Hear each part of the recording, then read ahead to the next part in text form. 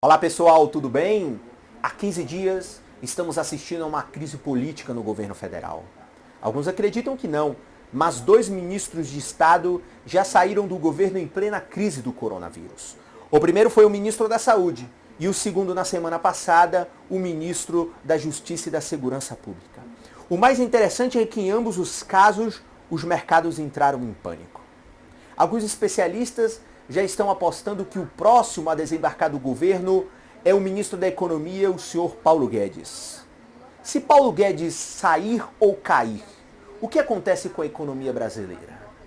Eu preparei aqui, de maneira simplificada, um mapa mental que ajuda a compreender o que poderá acontecer com a economia brasileira se Guedes sair ou cair. Aqui não estou considerando alterações na política econômica do governo federal. Continua sendo um cenário de austeridade fiscal e continua sendo um cenário de política econômica de cunho neoliberal, considerando ainda o desmonte do Estado. O que pode acontecer? Na minha opinião, se Guedes sair ou cair, o primeiro efeito vai se dar no mercado financeiro. Na mesma hora, os mercados de capitais vão registrar quedas monstruosas. Então, esse é o primeiro efeito.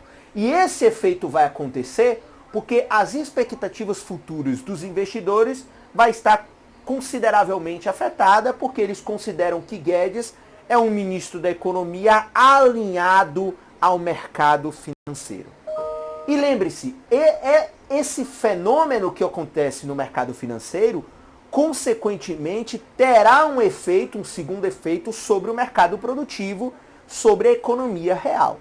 Então, com a queda do ministro, o mercado financeiro entra em pânico, cai, porque as expectativas futuras estão comprometidas, e isso levará a um cenário ou a uma previsão de que também a economia brasileira amargará sérios prejuízos ou amargará dados econômicos muito aquém do que se espera. Consequentemente, agravado por uma crise político-ideológica. Por quê? A queda do ministro vai gerar a seguinte pergunta político-ideológica, que é: como vão acontecer agora as reformas estruturais? Quais serão as reformas estruturais prioritárias? E quando acontecerão essas reformas estruturais? Então o cenário vai ser um cenário de pessimismo, ou seja, as coisas que pareciam claras não ficarão mais claras, ou seja, as possibilidades de transformação e de melhoria desse ambiente macroeconômico do ponto de vista neoliberal não vão acontecer e, consequentemente, você vai ter um cenário pessimista, você vai ter um cenário de depressão econômica, você vai ter um cenário de crise econômica.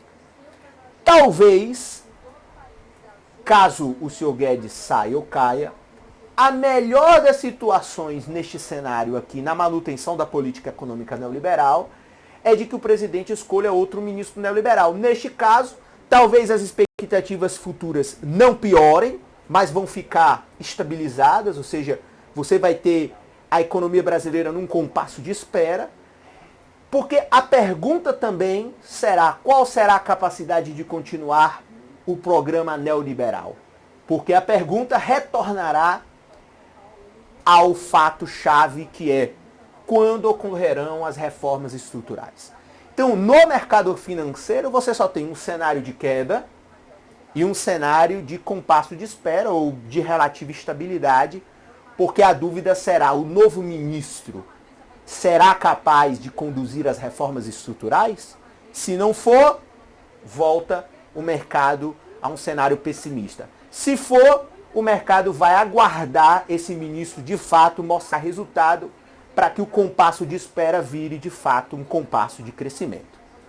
Agora veja, o segundo efeito na economia real é similar ao que vai acontecer com o mercado financeiro, ou seja, no mercado produtivo, se cai o ministro, o primeiro cenário é que o empresário vai ficar com medo, as expectativas futuras dele já estão comprometidas por conta do coronavírus, já estão comprometidas por conta de um cenário global recessivo, e agora, num cenário de turbulência político-institucional no Brasil, em que a governança federal está completamente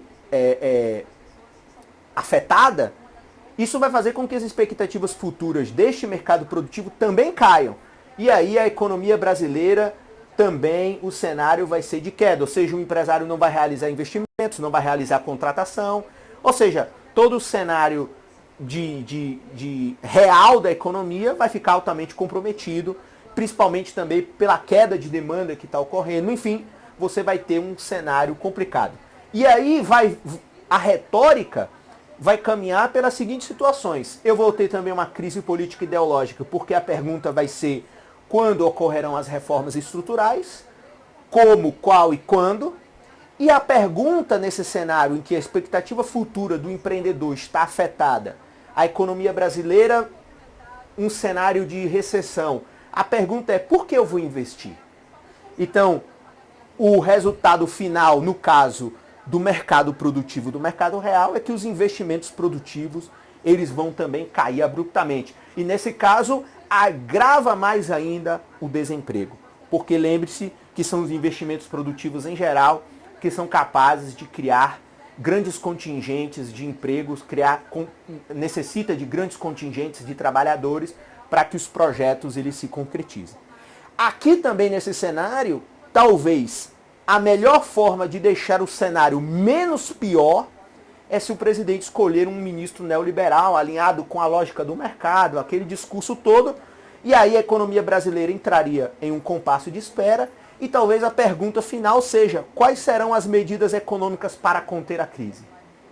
Então, o mercado espera que o governo realize reformas, realize políticas neoliberais, mas quando vamos para o mercado produtivo, vemos que essas perguntas não podem ser respondidas por um Estado que gaste menos, que diminua o seu tamanho e que tenha menos políticas voltadas para a economia real. Consequentemente, neste cenário, também teremos uma economia em compasso de espera.